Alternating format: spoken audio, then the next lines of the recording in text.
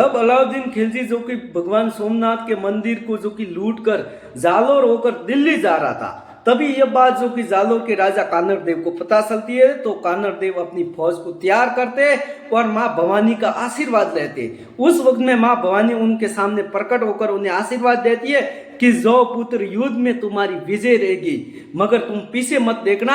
एक बात याद रखना कि तुम पासल मत फेरना, मैं तुम्हारे पीछे ही खड़ी रहूंगी, विजय निश्चित तुम्हारी रहेगी। फिर ऐसा आशीर्वाद माँ भवानी का लेते कानर देव और अपने पुत्र वीरम देव को जो कि जालोर का नया राजा घोषित करते और जालोर की कमान उनके हाथों में देकर एक बड़ी फौज लेकर जालोर दुर्ग से निकल जाते और जो कि भीड़ जाते अलाउद्दीन खिलजी की फौज से जैसी वो जालोर आती है।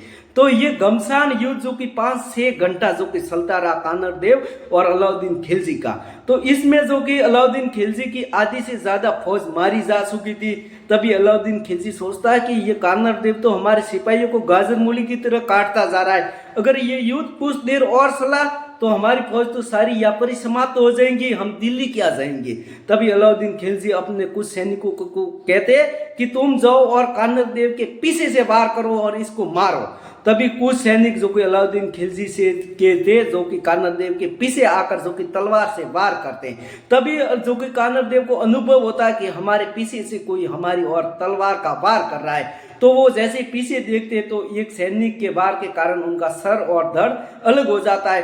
वहां पर माँ भवानी का भी उन्हें वरदान पूरा हो जाता है, क्योंकि माँ भवानी ने कहा था तुम पीछे मत देखना, तुम पासल मत फेरना। तो फिर भी वहां पर कानर देव का जो कि धड़ बिना सर वाला धड़ 2.5 घंटा तक वहां पर युद्ध लड़ता है। और जब तक वो युद्ध लड़ता है, जब तक अलाउद्दीन की खिलजी की फौज वहां से जालोर कोकण से बाहर नहीं भागती, तभी अलाउद्दीन खिलजी ये देखकर वहां से भाग गया था।